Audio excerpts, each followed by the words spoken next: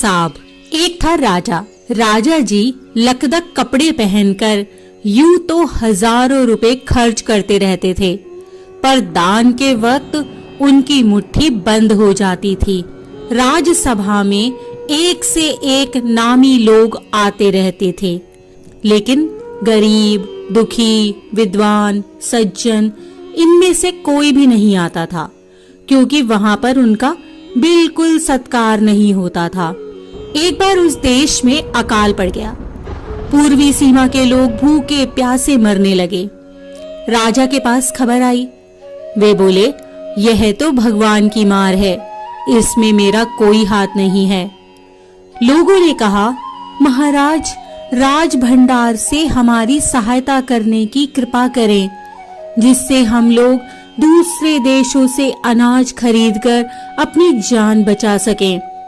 तो राजा ने कहा, आज तुम लोग अकाल से पीड़ित हो, कल पता चलेगा कहीं भूकंप आया है, परसों सुनूंगा कहीं के लोग बड़े गरीब हैं, 2 वक्त की रोटी नहीं जुटती।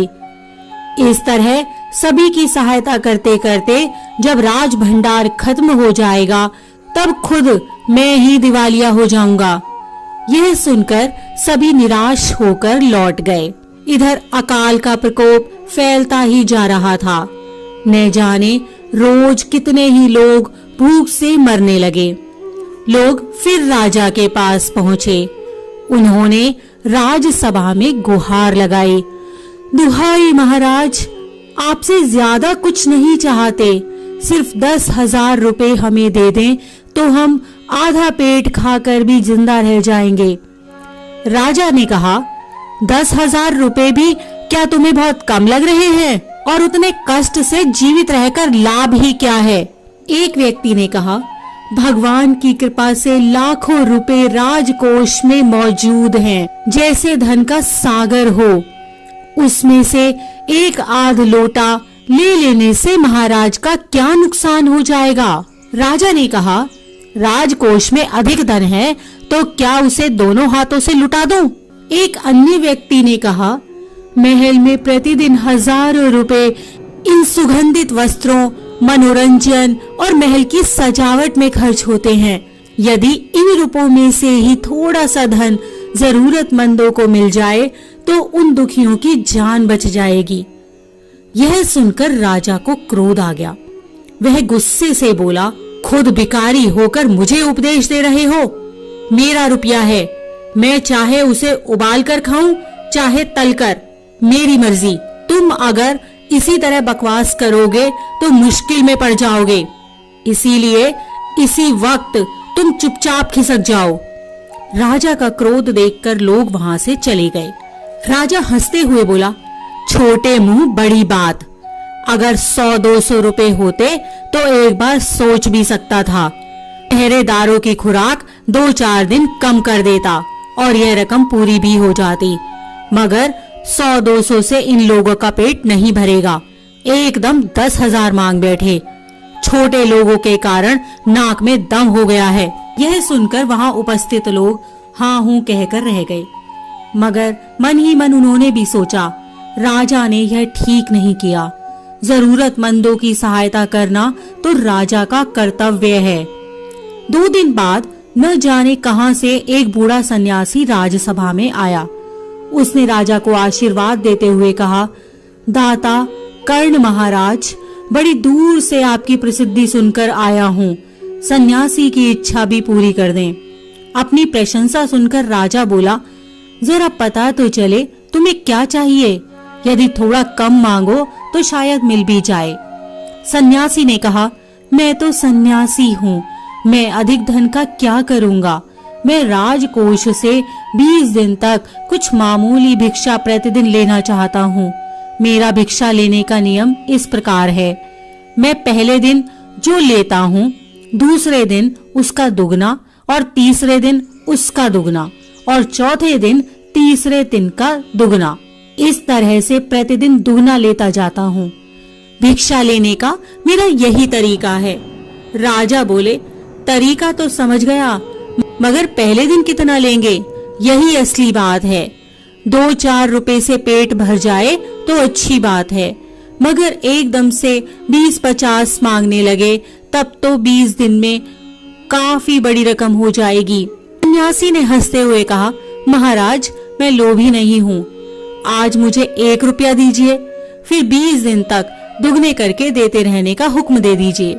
यह सुनकर राजा, मंत्री और दरबारी सभी की जान में जान आई।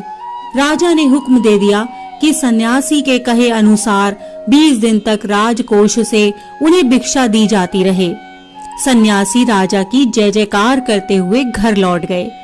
राजा के आदेश के अनुसार राज भंडारी प्रतिदिन हिसाब करके सन्यासी को भिक्षा देने लगे। इस तरह 2 दिन बीते, 10 दिन बीते। 2 सप्ताह तक भिक्षा देने के बाद भंडारी ने हिसाब करके देखा कि दान में काफी धन निकला जा रहा है।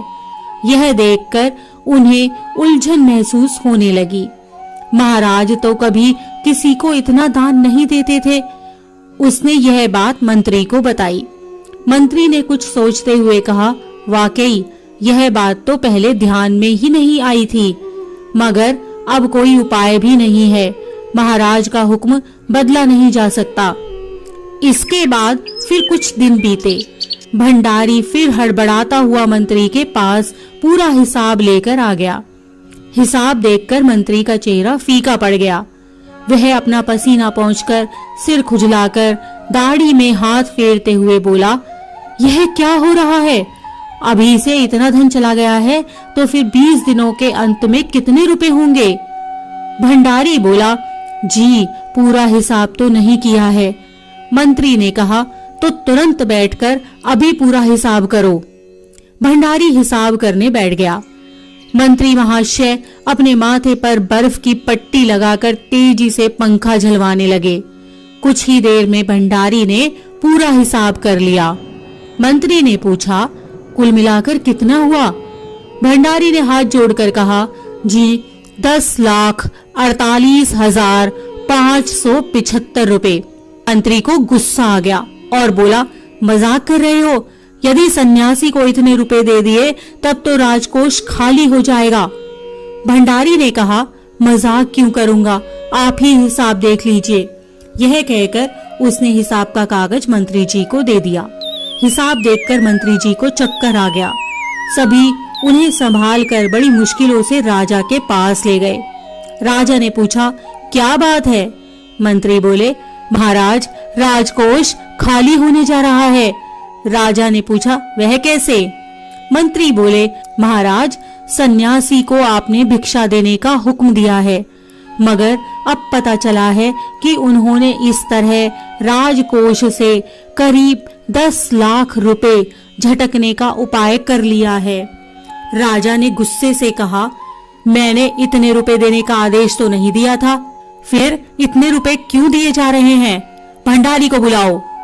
मंत्री ने कहा, जी सब कुछ आपके हुक्म के अनुसार ही हुआ है, आप खुद ही दान का हिसाब देख लीजिए। राजा ने उसे 1 बार देखा, 2 बार देखा, उसके बाद वह बेहोश हो गया। सब परेशान हो गए। काफी कोशिशों के बाद उन्हें होश में आने पर लोग सन्यासी को बुलाने दौड़े। सन्यासी के आते ही राजा रोते हुए उनके पैरों पर गिर पड़ा। बोला, दुहाई है सन्यासी महाराज, मुझे इस तरह जान माल से मत मारिए। जैसे भी हो एक समझौता करके मुझे वचन से मुक्त कर दीजिए।